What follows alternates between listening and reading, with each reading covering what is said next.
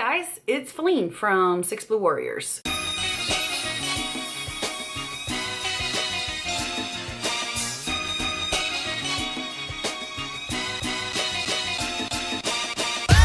Today I want to talk about disability Medicaid.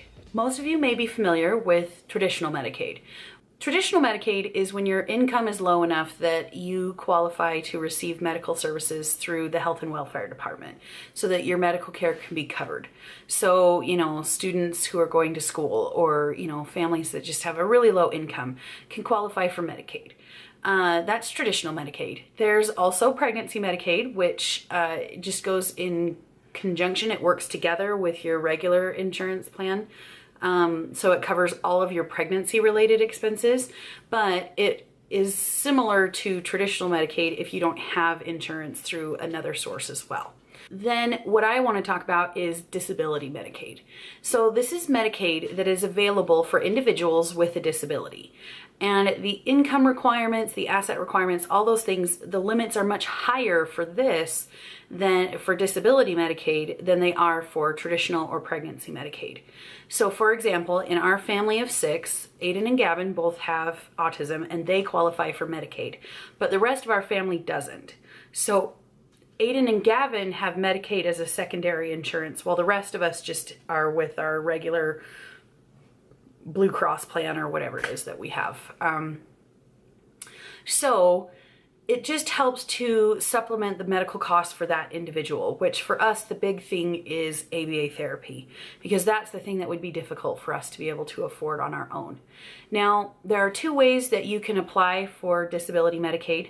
One is by applying for SSI, and if you're qualified for SSI, then they automatically move you over to the disability type Medicaid. So if your family was on traditional Medicaid and you qualified for SSI, your child that you applied for SSI for, their Medicaid moves over to the disability Medicaid.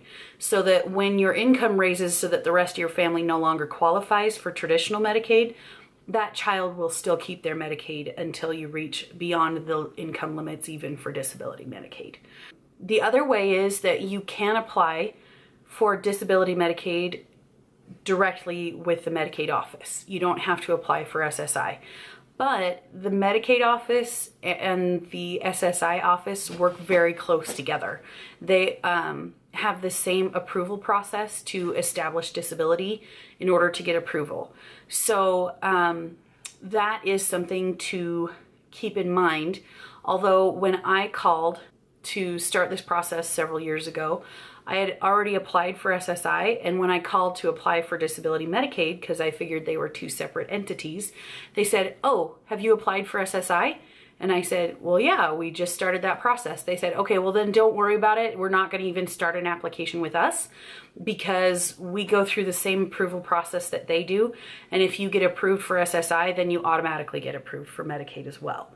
So that made it nice and easy for me. And so then my kids, as long as they still qualify for SSI, then they get to keep Medicaid as well.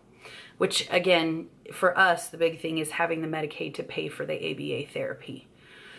So that's kind of what disability Medicaid is and kind of how it differs from traditional Medicaid. So it's definitely something worth applying for your family member or your kiddo with a disability because, like I said, it can help cover the additional medical costs that come along with taking care of them and their disability. So if you've got your kiddo who has autism, if they have Medicaid to go along with your regular insurance company, then you can get your diapers and incontinence supplies paid for, and you can get ABA therapy paid for by Medicaid. So right there, those are 2 big expenses that could be taken care of, and so you don't have to worry about that coming out of your family's budget.